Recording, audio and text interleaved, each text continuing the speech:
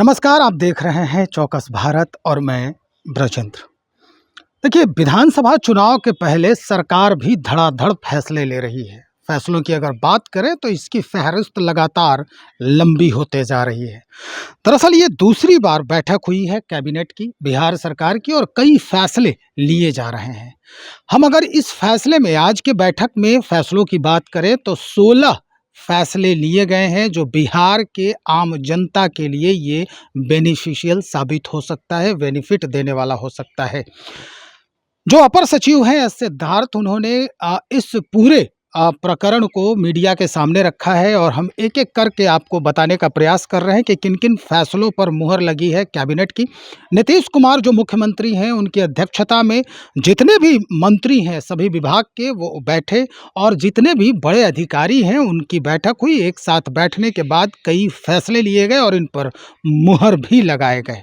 सबसे पहले हम बात करते हैं कि जो राजकीय शिक्षक हैं, जिन्हें ये ओहदा मिला है कि ये राज्यकर्मी हैं, राज्य के शिक्षक हैं, उनके पुरस्कारों में, उनके अच्छे कामों के पुरस्कार के लिए जो राशि 15,000 दी जाती थी, अब 30,000 रुपये कर दी गई है।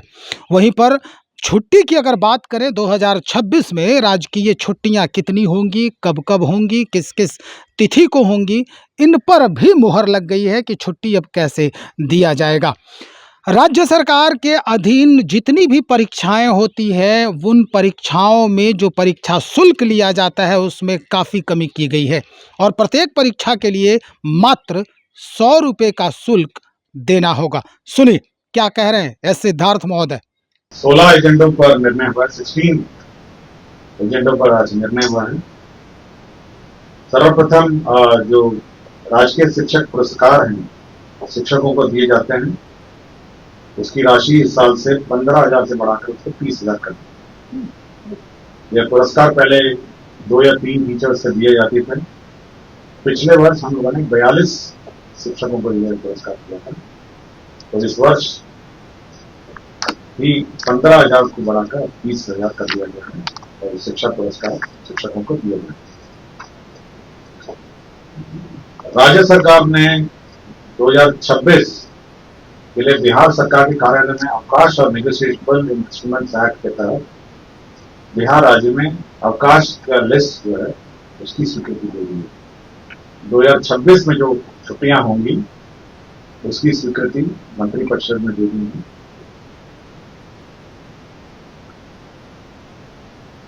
सामान्य प्रशासन का यह प्रस्ताव था और माननीय मुख्यमंत्री जी की घोषणा भी थी 15 अगस्त के भाषण में, जिसमें राज्य सरकार के अधीन सरकारी नौकरी में सभी परीक्षाओं, बिहार लोक सेवा आयोग, बिहार कर्मचारी चयन आयोग, बिहार तकनीकी सेवा आयोग, बिहार पुलिस अवर सेवा आयोग, केंद्र सिपाही चयन परिषद, बिहार आदि के आवेदन शुल्क, जो परीक्षा शुल्क है उसमें कमी करने का निर्णय लिया गया।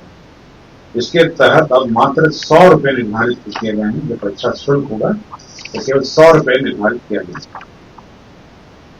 पर्यटन के क्षेत्र में एक बहुत बड़ा निर्णय लिया गया है, जिसमें पीपीपी मोड में नालंदा जिले के राजगीर में 2 5 स्टार होटल निर्माण का निर्णय लिया है। इसमें सरकार जमीन उपलब्ध कराएगी और 2 5 स्टार होटल आपके राजगीर में खोले जाएंगे। साथ ही साथ जो वैशाली जिला अंतर्गत वैशाली में एक 5 सितारा रिजॉर्ट का भी निर्माण किया जाएगा। वैशाली में जो अभी जो वैशाली में जो पर्यटन स्थल बना है वहां पे 5 स्टार रिजॉर्ट बनाया जाएगा और राजगीर में 2 5 स्टार होटल निर्माण किए जाएंगे। दोनों पीपीपी मोड में अब राज्य सरकार इसमें जमीन दी जाएगी। कृषि विभाग में जो 20 बाजार प्रांगण है उसमें राष्ट्रीय कृषि बाजार ई नाम के तहत योजना स्वीकृत की गई। इसमें 6 करोड़ है जो 100% केंद्र अंश है।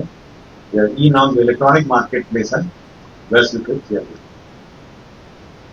वित्त विभाग का यह प्रस्ताव था कि भविष्य निधि के आच्छादित सरकारी सेवक जो वर्ष 2012 और 13 के पूर्व वित्तीय वर्षों का वेतन भरपाई पंजी को नष्ट हो गया है और जिनका जीपीएफ और ये सब वेतन नहीं माना, तो उनके मूल वेतन के न्यूनतम अंशदान की राशि तत्समय वित्त विभाग द्वारा निर्धारित ब्याज दर पर इसकी गणना की जाए। तो 12/13 से पूर्व अगर कोई रिकॉर्ड नष्ट हो गया है और उसका वेतन भरपाई पंजी अगर नष्ट हो गई है तो उसका जो मूल वेतन है उसका न्यूनतम अंशदान के आधार पर इसका कैलकुलेशन करें। पथ निर्माण विभाग का प्रस्ताव था सालेपुर नरसंडा एलमर करौटा NH 30 के किलोमीटर 224 तक पथ कुल लंबाई 19.43 किलोमीटर 2 लेन से बढ़ाकर 4 लेन चौड़ीकरण कार्य किया जाएगा। इसमें 539 करोड़ 19 लाख रुपए।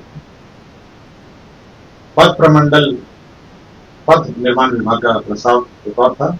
पथ प्रमंडल हिस्सा अंतर्गत राजगीर खेल परिसर से राजगीर अंतर्राष्ट्रीय क्रिकेट स्टेडियम के पहुंच पर 1.3 किलोमीटर विरायतन पथ अंश वया कुबरी जयतीपुर फतेहपुर एवं इंडो होके होटल तक कुल लंबाई 7.40 में आरोपी सहित 4 लेन पथ का निर्माण किया जाएगा।